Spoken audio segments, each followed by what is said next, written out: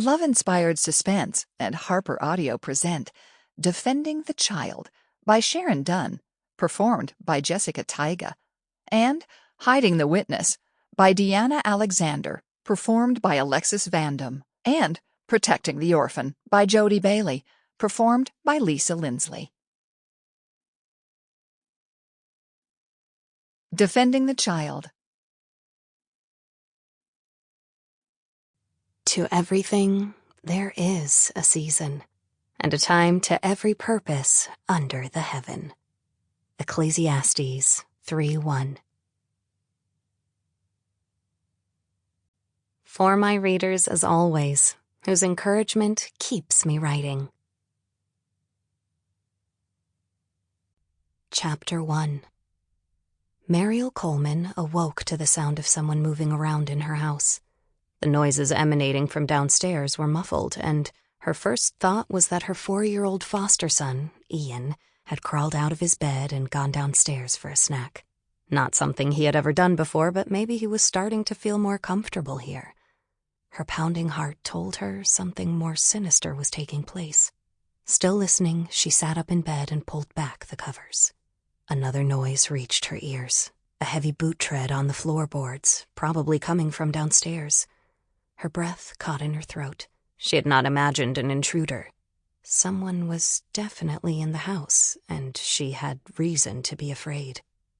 Ian was the only witness to a crime in which his mother, Kristen, had been killed and his father, David, had disappeared. Police believed that Ian had seen the man who killed his mother, but the boy had gone mute from the trauma. He could only nod or shake his head when asked questions.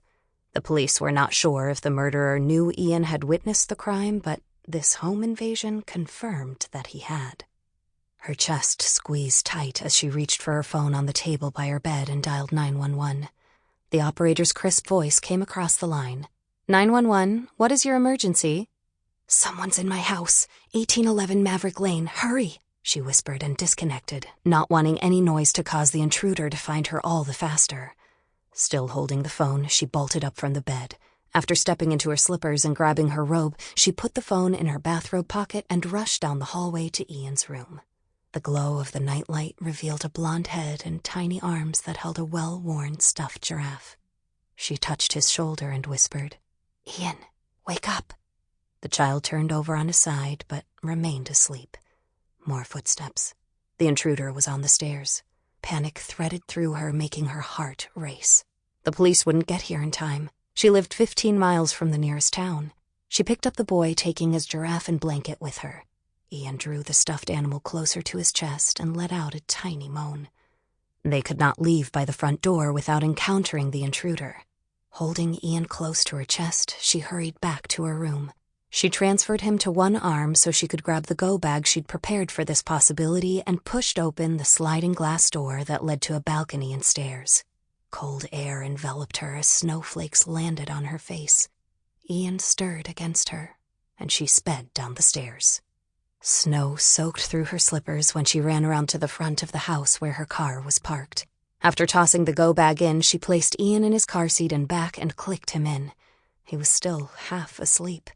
She patted his arm and pressed her hand on his cheek. There you go, little guy.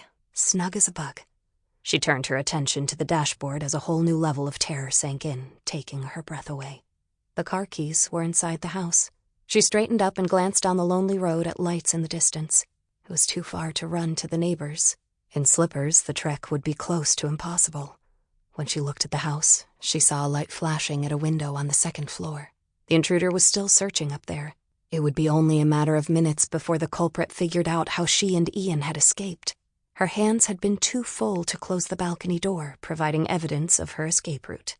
All the intruder had to do was glance out a front window and see that she was by the car. She had to get out of here, and fast. Rushing toward the front door, she tried to ignore how cold and wet her feet had become. Though she'd locked the door before going to bed, it opened when she twisted the knob. Her car keys were in a bowl on a table in the entryway. She grabbed the whole bowl. Her feet were frozen blocks by the time she made it back to the car. She swung the driver's door open, grabbed the keys, and tossed the bowl on the passenger seat. She shoved the key in the ignition and shifted into reverse. Once she was turned around, Marielle switched on the headlights, revealing the long Sample complete. Ready to continue?